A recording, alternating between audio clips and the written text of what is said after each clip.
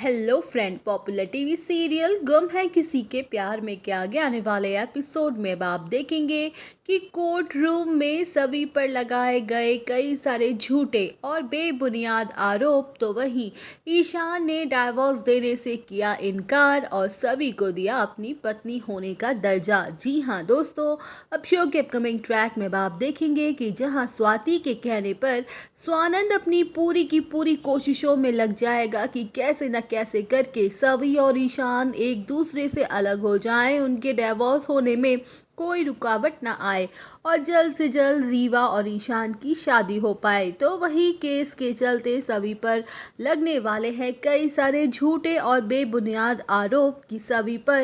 सभी पैसों की लालची लड़की है, उसने पैसों के लिए ईशान को अपने जाल में फंसाया और उससे शादी तक की। वेल, शो के अपकमिंग ट्रैक में आप देखेंगे कि जहां कोर्ट रूम में स्वानंद अपनी बेटी का घर बसाने के चक्कर में सभी पर कई सारे एलिगेशन एक के बाद एक लगाता जाएगा, तो वही सभी अपने ऊपर लगाए गए सभी इल्ज़ामों को सुन के बुरी तरह से शॉक्ड होने वाली है। सभी अपने ऊपर लगे इल्ज़ामों के खिलाफ कुछ कहना चाहेगी कि तभी वो अपने मन में सोचेगी कि छोड़ो सभी, अगर तेरे ऊपर लगे इन झूठे इल्ज़ामों से अगर ईशान सर की ज़िंदगी सुधर सकती है तो चुपचाप सब कुछ बर्दाश्त कर ले, क्योंकि ये कोई पहली बार थोड़ी हो रहा है तेरे साथ, ऐसा कई बार भोसले निवास में हो चुका है। तो वही सभी चुपचाप अपनी चुप्पी साध लेगी। वेल, अब शो के अपकमिंग ट्रैक में अब आप देखेंगे कि जहां सभी की चुप्पी ईशान से बर्दाश्त नहीं हो पाएगी और वो सोचेगा कि सभी तो हमेशा सच्चाई के लिए लड़ती रही है,